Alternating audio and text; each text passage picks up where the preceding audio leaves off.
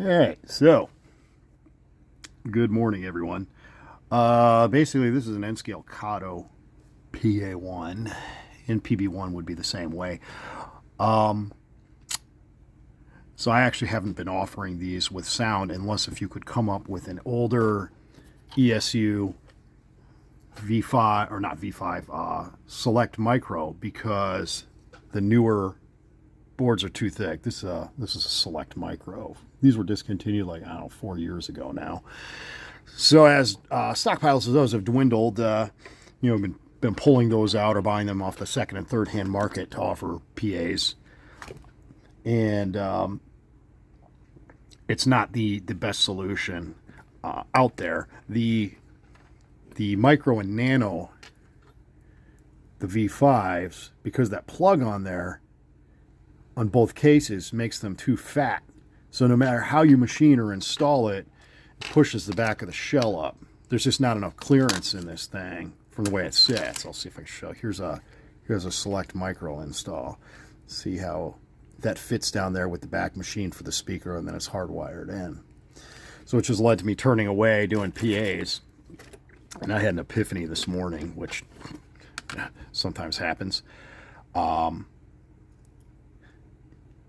how to fit another ESU V5 readily available decoder into these things, because I am outside of finding an old Select Micro or using one of these Tsunami TSU KN1s, which I'm not a huge fan of for a whole host of reasons.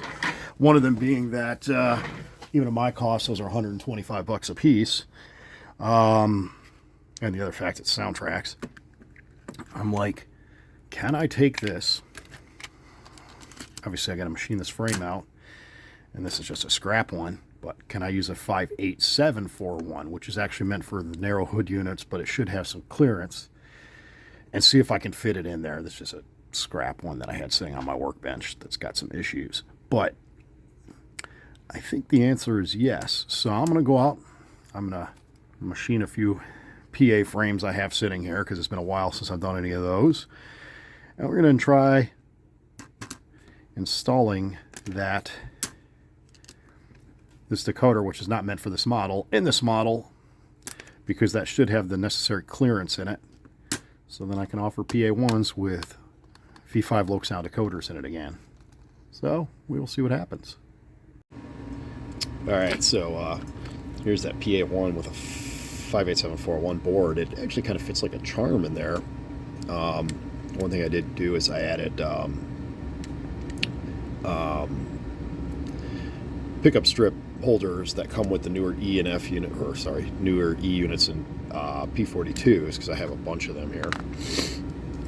And then you're basically taking this board and you're isolating it so nothing will touch in there. So it's kind of held down with Kapton tape, and then you have your pickups for your track pickup soldered there, and then you have your motor tabs that are soldered. I just clipped those down a little bit. Obviously the frame's been machined for an 11x17 speaker with 3D printed housing, and then I just reused the stock LED. Now what I'm going to do here, probably because it's a dual headlight version, is eventually go back and pull him off and wire up a separate independent headlight. And what I'm going to do, since the LED or the resistor is already built in, is I'll use, this will be aux 1, so I'll use aux 2 for the Mars light on there. But I'm still working through sound files. It looks like I'm going to use SO501, which is an Alco 24412. These had real PA1s had Alco 24416s, which of course there is not a surviving one in the world. So you're going to have to get close enough and call it good. So, anywho, yeah, 58741 fits, and then I'll tweak the lights a little bit and sound file, and we'll see what happens. All right, this was just to make sure everything fits back together correctly, but I'm going to change those LED headlights. Sound like I just reused the one from the Kato light board on there. It's way too orange. I'm going to separate out the Mars light and what have you and make sure everything fits, but, you know, yeah, 58741 does work with a little bit of work. So, yay! All right, so I've separated out the Mars light and the headlight here, and just some heat shrink tubing and some wiring. It's just hooked into aux 2 back here because that already has a drop-in built-in drop-in resistor. So we are going to fit them in here in this Rio Grande unit and see what happens. All right, quick down and dirty. This is a Kato PA1 that has had ESU LokSound added, a V5 58741 board. Since my collection of select micros is non-existent at this point, and the 58941 widebody is too tall, along with all of the V5 micro and V5 nano, they're too tall.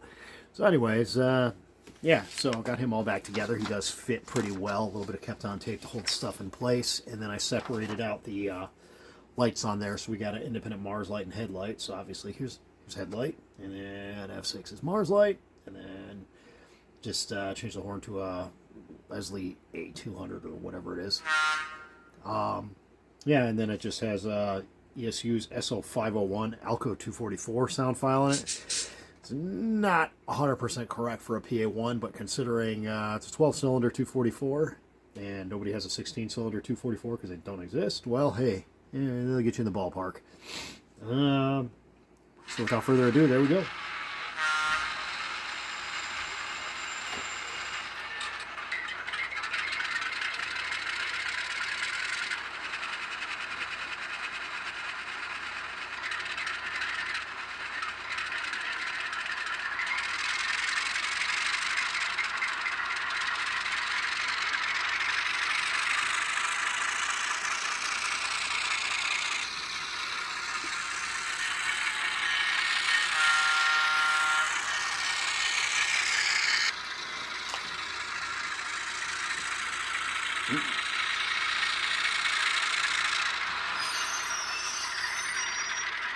All right, and there, we'll even pan in, pretend I know what I'm doing. Okay. So anyways, Kato in-scale PA1 with LokSound V5 58741 installed with separated out Mars light and headlight. Anyways, thanks for watching. I hope everybody has a great day.